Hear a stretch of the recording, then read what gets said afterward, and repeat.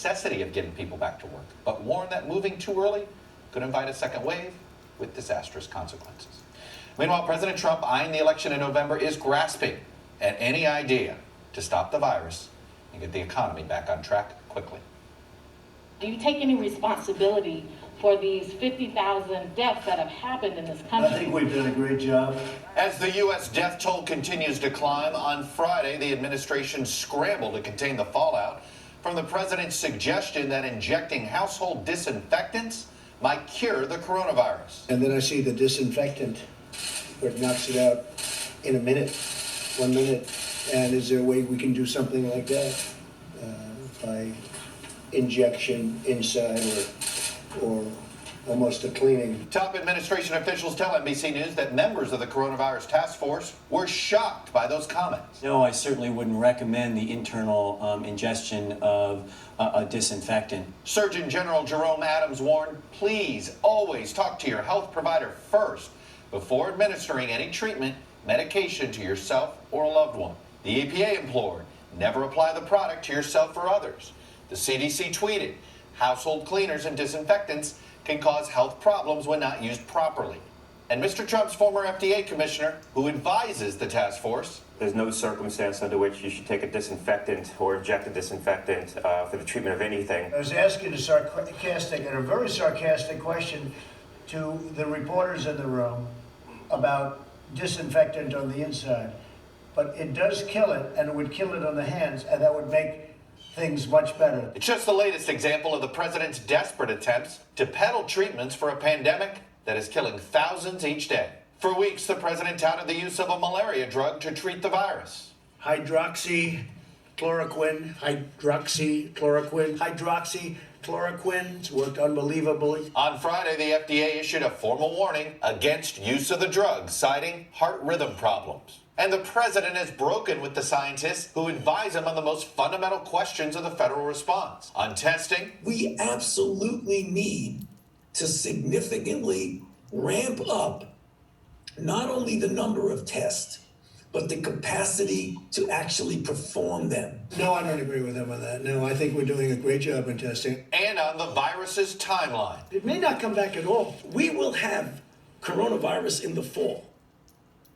And joining me now is the response coordinator for the White House Coronavirus Task Force, Dr. Deborah Birx. Dr. Birx, welcome back to Meet the Press. And let me start with the issue of reopening. And that is the 4 states right now that are doing some phase of it. None of these 4 states are meeting the guidelines that you laid out about 10 days ago of what these phased reopenings would look like, what metrics each state should be looking for before they begin this. This wasn't a mandate. They were guidelines. I grant you that. How concerned are you that we are up to 4 states not following these federal guidelines? We put out the gating criteria to be very clear about what epidemiologic pieces we thought were critical, what healthcare delivery pieces we thought were critical, and what surveillance and monitoring pieces were critical. And we still believe strongly that those are the best public health recommendations to every state and every governor to follow. Would you advise any one of these states that have reopened right now, Georgia, South Carolina, Alaska, Oklahoma, to be reopening right now?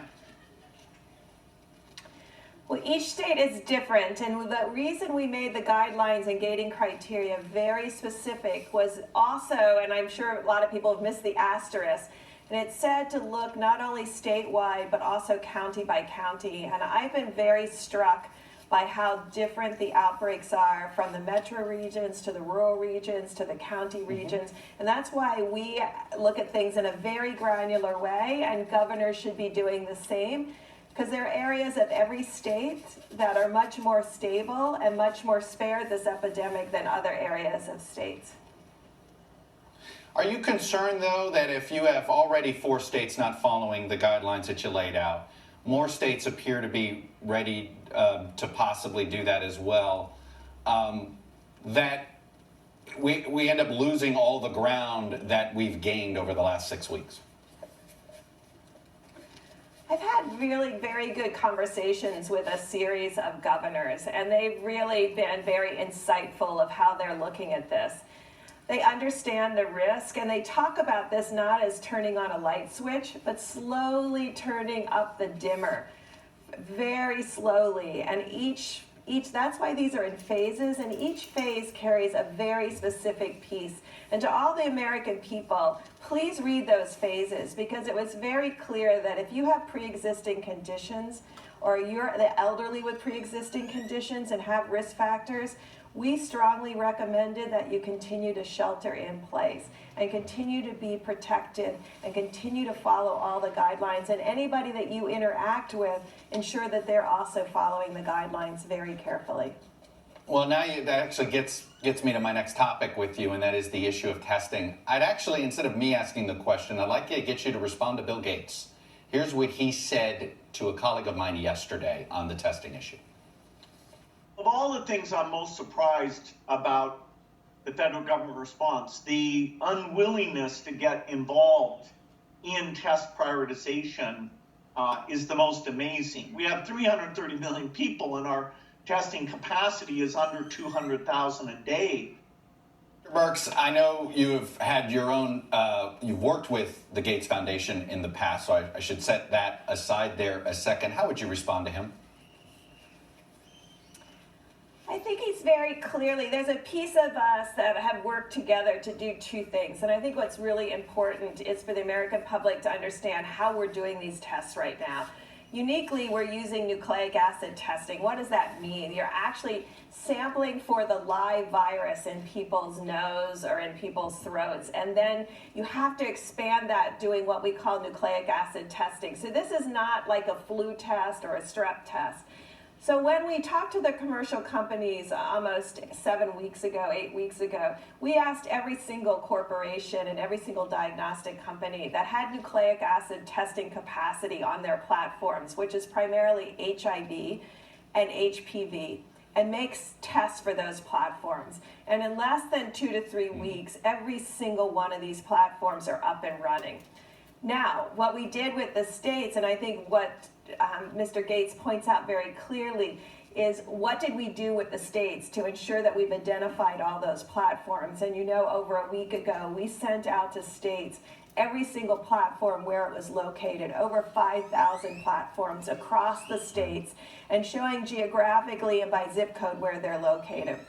That's allowing us to work closely with the states to unlock that full potential and to prioritize first states that have had outbreaks, but also states that need to do active surveillance, what we talked about, asymptomatic surveillance, to really find cases before people have symptoms. And that's what we're doing right now with every single state. Look, the debate about testing, and I know the president gets defensive and claims that testing has been a success story. What it does feel as if there's a hesitance to use the Defense Production Act in order, whether it's swabs, whether it's getting these reagents, whether it's forcing these labs to process things faster, guaranteeing some funding for it. Why the hesitance inside that task force? I think all of those pieces are discussed with inside the task force, from generation of swabs to generation of tubes and the media. I think what people don't see behind the scenes is how FDA have worked with corporations to really change the number of swabs that can be utilized. If you remember, just 4 weeks ago, we were recommending these nasopharyngeal swabs, and we've moved to multiple different swabs, multiple different extraction media. The intent is to continue to scale with the support of states and working with states to continue to scale testing. But at the same time, we have to realize that we have to have a breakthrough innovation in testing. We have to be able to detect antigen rather than constantly trying to detect the actual live virus or the viral particles itself, and to really move into antigen testing. And I know corporations and diagnostics are working on that now. We have to have a breakthrough. This RNA testing will carry us certainly through the spring and summer, but we need to have a huge technology breakthrough, and we're working on that at the same time. So essentially what you're saying is you don't think we have the capacity to ramp up the testing you would like, because we need this, we basically need a breakthrough for easier testing? No, I think we have other technology that we think can come online within the next 2 to 3 weeks that will be a breakthrough in the RNA type testing. But I think also, just for ease of use, finding out how we can do antigen type testing like they do with flu. It can be used as a screening test, and then you can do the actual RNA testing for a confirmatory test. Just allows you to screen large numbers of individuals quickly. The vice president on Friday said that by Memorial Day, in fact, I want to read the quote exactly here, that by Memorial Day, the epidemic, I think honestly, if you look at the trends today, that I think by Memorial Day weekend, we will largely have this coronavirus epidemic behind us. This Memorial Day 2020, is that realistic, that it's behind us? Can you explain what he means by that?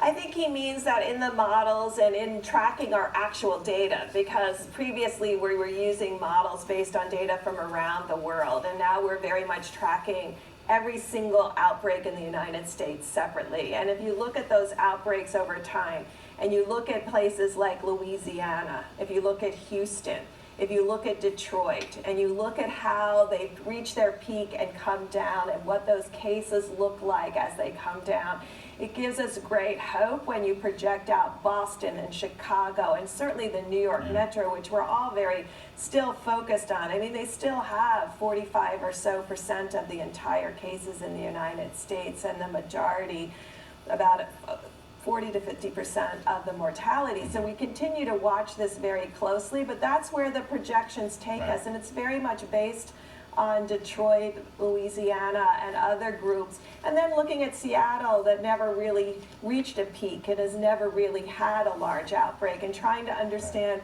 what we can do as a people to ensure social distancing will be with us through the summer, to really ensure that we protect one another as we move through these phases. Dr. Burks, help me understand what happened with the suggestion that the president made that the task force study disinfectant injections. You said he was digesting information at the time when that came out of his mouth. Do you have any more information, and are you concerned that people might take bleach because of what the president said? I think I made it very clear and how I interpreted that. I also made it very clear, and so has Dr. Fauci and everyone associated with the task force, and their clarity around this is not a treatment. What was missed, and really I'm hoping the American people understand, the reason why that study was important, that Department of Homeland Security did, was when we came and saw what MIT talked about as viral particles moving through the air. It's really important to figure out in the outside conditions, is there anything that decreases the half-life of that virus? And I think I was reassured personally to see what impact sunlight has on the virus and the viral half-life. That should be encouraging to all of us. We should still social distance. We should still wear those masks to protect others as we work through this epidemic. But I think it's really important to see that sunlight, direct sunlight, may actually be able to kill the virus.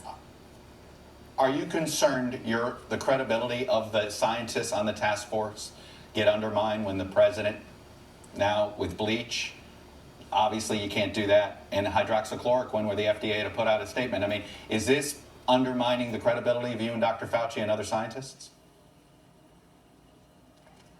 I think all of us are very clear in our discussions with the American people how we're looking and utilizing data to drive decision making within the task force. Every day about 2:30 in the morning, I get every single piece of data coming in from every county where we triangulate where's the virus moving, how are people responding to the virus, are we considering absolutely everything to protect American people, and triangulating that data to come up with that day's work. Where should PPE go?